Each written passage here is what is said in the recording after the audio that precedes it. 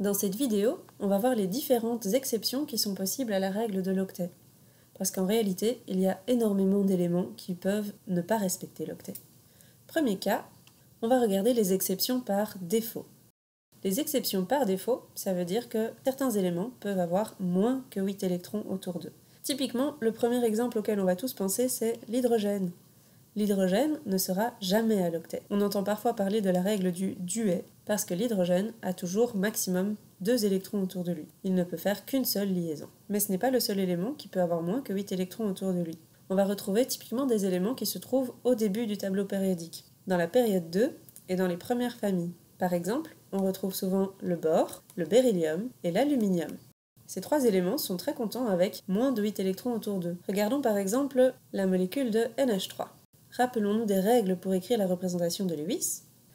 Nous commençons par écrire le squelette de la molécule, avec l'azote au centre, et 3 hydrogènes autour de l'azote. Ensuite, nous calculons le nombre d'électrons de valence de NH3, avec 5 électrons pour l'azote et 1 électron x 3 pour les 3 hydrogènes, ce qui nous donne 8 électrons de valence. On peut ensuite faire les liaisons entre chaque hydrogène et l'azote, puis il faudrait ajouter des électrons pour compléter l'octet des hydrogènes. Mais l'hydrogène, il ne peut jamais avoir l'octet. Il ne peut avoir que 2 électrons autour de lui. Et ici, il a déjà ces 2 électrons dans la seule liaison qu'il fait. Du coup, on peut déjà passer à la suite et vérifier si on a bien ajouté les 8 électrons de valence sur notre structure. Si je compte mes électrons, j'en ai 1, 2, 3, 4, 5, 6. Il me manque donc 2 électrons pour avoir mes 8 électrons valentiels. Ces 2 électrons, je ne peux pas les rajouter sur un hydrogène, je vais donc les rajouter sur l'azote sous forme de doublet non liant. Voilà donc la structure de l'ammoniac. Deuxième exemple, on va regarder la structure de Lewis de AlBr3. On commence par mettre l'aluminium au centre et les bromes autour de l'aluminium. On peut calculer le nombre d'électrons de valence. L'aluminium a 3 électrons de valence et les 3 bromes ont chacun 7 électrons de valence, ce qui nous fait un total de 24 électrons. Je peux tracer mes liaisons entre chaque brome et l'aluminium. Et puis je vais compléter l'octet des atomes externes, donc des bromes. Je rajoute donc 3 doublets non liants sur chaque brome. Et puis je vais compter le nombre d'électrons que j'ai placés sur cette structure. Il y en a 8 autour de chaque brome. Comme il y a 3 bromes, j'ai 3 fois 8, donc 24 électrons. J'ai donc bien mes 24 électrons de valence qui sont déjà placés sur ma structure. On vérifie l'octet, et je peux voir qu'ici, la sphère de valence de l'aluminium contient seulement 6 électrons. Et bien comme l'aluminium fait partie des exceptions par défaut, lui, il peut tout à fait se contenter de n'avoir que 6 électrons sur sa couche de valence. On n'a donc pas besoin d'essayer de faire une double liaison entre un brome et l'aluminium. La représentation de Lewis de AlBr3 est celle-ci. Regardons les exceptions à l'octet en ayant plus que 8 électrons autour, donc les exceptions par excès. Il y a tout un tas d'éléments qui peuvent tout à fait accueillir plus que 8 électrons sur leur couche de valence. Pour cela, il faut se remémorer pourquoi est-ce que des éléments peuvent avoir 8 électrons sur leur couche de valence. Pour cela, on va regarder la configuration électronique des éléments. On se souvient qu'on peut remplir les orbitales S avec 2 électrons, des orbitales P avec 6 électrons. Les premiers éléments du tableau périodique se limitent à des orbitales S et P pour leur couche de valence. On a donc bien un total de 8 électrons possibles sur une couche de valence qui ne contient que des orbitales S et P. Par contre, si je vais plus loin dans le tableau périodique, à partir de la 3e période, à partir de n égale 3, je peux avoir des orbitales D. Et donc si j'ai des orbitales D, je peux avoir jusqu'à 10 électrons sur ces orbitales D. Je pourrais du coup aller jusqu'à 18 électrons de valence, en théorie. Donc, dès qu'un élément peut avoir des orbitales D, je peux dépasser les 8 électrons de valence et je peux donc dépasser l'octet. Ce cas de l'exception de l'octet par excès s'applique donc à tous les éléments à partir de la 3e période du tableau périodique.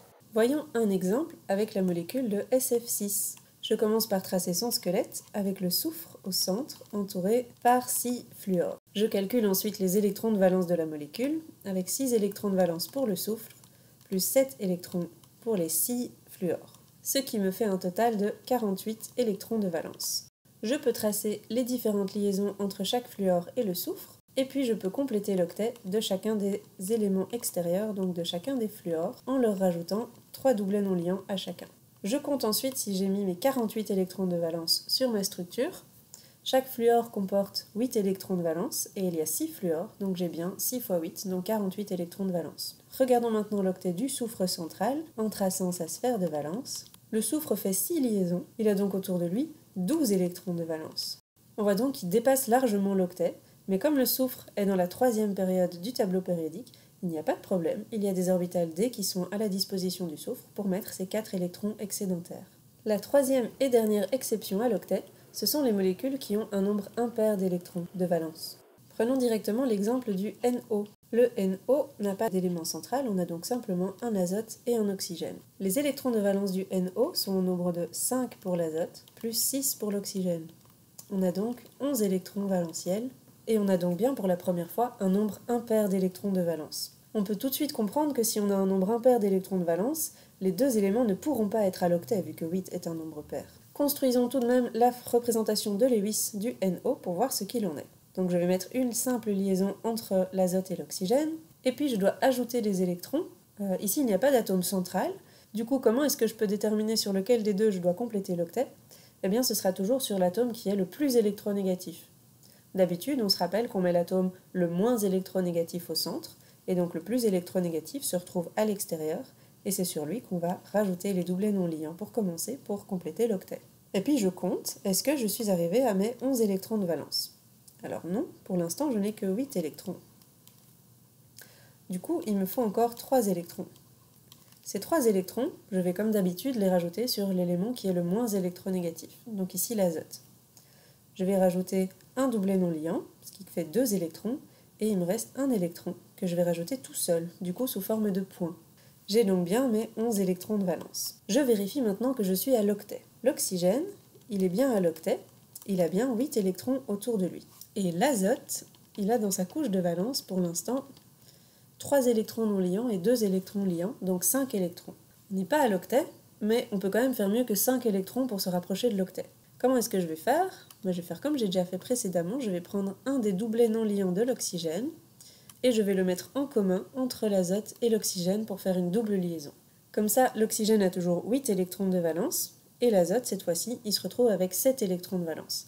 7 électrons, c'est le plus proche qu'on peut faire par rapport à l'octet. Je pourrais me dire, est-ce que ça vaut pas mieux de prendre encore un doublet de l'oxygène et le mettre en triple liaison entre l'azote et l'oxygène, et du coup mon azote il aurait 9 électrons de valence, 9 c'est de nouveau un électron de différence par rapport à l'octet, mais si je regarde l'électronégativité de l'azote et de l'oxygène, c'est l'oxygène qui est le plus électronégatif, du coup c'est lui qui aura tendance à garder les électrons que pour lui, l'azote ne va pas prendre ces électrons en plus.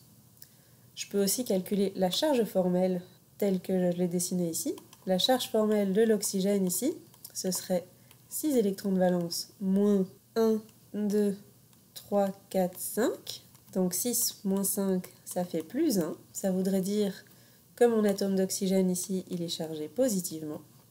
Ce qui est très bizarre pour un oxygène. Un oxygène, c'est fortement électronégatif, donc il aurait tendance à se charger négativement. Et la charge formelle de l'azote. L'azote a 5 électrons de valence, moins 1, 2, 3, 4, 5 et 6 électrons. 5 moins 6, ça fait moins 1. J'aurai donc un azote qui est chargé négativement. Donc cette structure-ci n'est pas favorable d'un point de vue des charges formelles, parce que c'est l'atome qui est le plus électronégatif qui devrait être le plus négatif. Et donc c'est l'oxygène qui devrait porter la charge moins.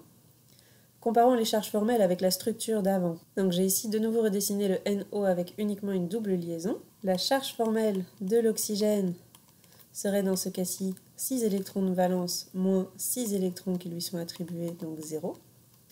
Et la charge formelle de l'azote serait de 5 électrons de valence moins 1, 2, 3, 4, 5 électrons, ce qui fait également 0. On a donc des charges formelles qui sont plus proches de 0 que dans la structure de Lewis précédente. C'est donc cette représentation-ci qui va être la plus stable. Je vous propose un petit exercice pour terminer.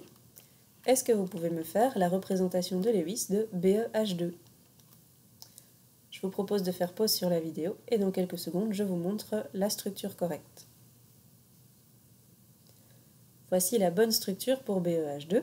C'est une molécule avec simplement 4 électrons de valence. Et Be, le beryllium, peut tout à fait avoir uniquement 4 électrons sur sa couche de valence, puisqu'il fait partie des exceptions de l'octet par défaut.